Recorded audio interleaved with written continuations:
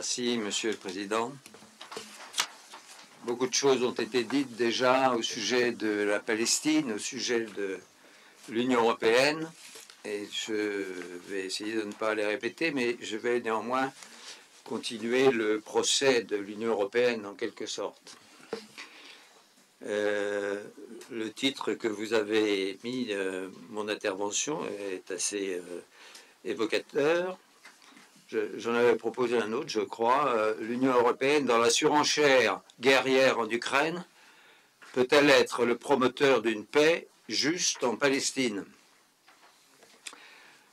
Et c'est un paradoxe révélateur des incohérences de l'Union européenne, qui a perdu militairement la guerre contre la Russie, qu'elle menait hypocritement en faisant tuer des Ukrainiens, tout en clamant qu'elle n'était pas en guerre contre la Russie, contre notre grande et riche voisine.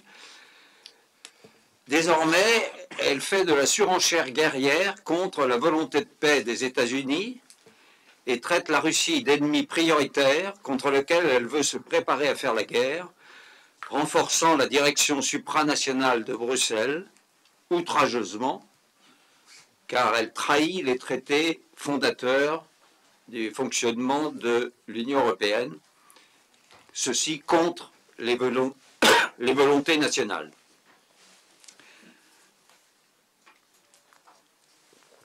Cette folie guerrière la pousse à soutenir les sionistes israéliens dans leur œuvre génocidaire abjecte en Palestine et leurs exactions au Liban, en Syrie et au Yémen.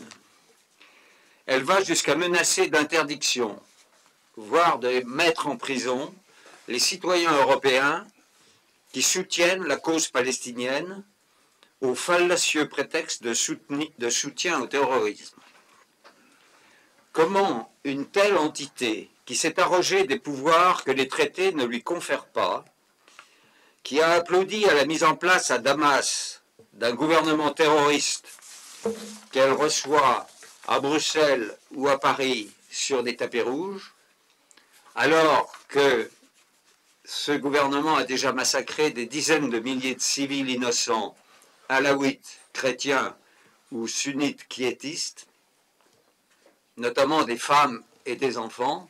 On a vu des témoignages de vidéos et de photos de tout cela, pourrait jouer un rôle modérateur en Palestine, elle qui n'a toujours pas accepté de proclamer cet État reconnu par la majorité des membres de l'ONU, comme il a été dit précédemment, ne serait-ce que sur les frontières de 1967.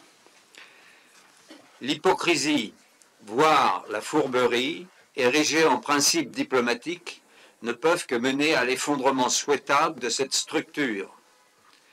Seules des nations souveraines peuvent comprendre l'aspiration des Palestiniens à la souveraineté, qu'ils poursuivent par la lutte armée contre l'occupant, soutenue par l'axe de la résistance, qui a l'assentiment de la majorité des nations du monde, mais assentiment qui est bloqué par le veto américain à l'ONU.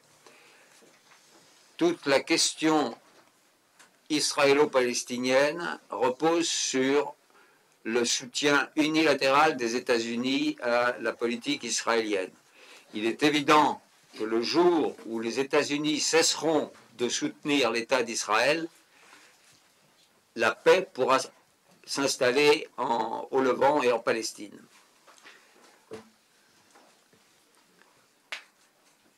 La France, une France souveraine, pourrait utiliser son passé d'amitié avec le Levant et sa connaissance des populations locales pour proposer un règlement juste et équitable et suggérer aux États-Unis, devenus pragmatiques, semble-t-il, avec le nouveau président, que l'Israël actuel est un fardeau pour eux qui nuit à leur réputation mondiale déjà bien entachée.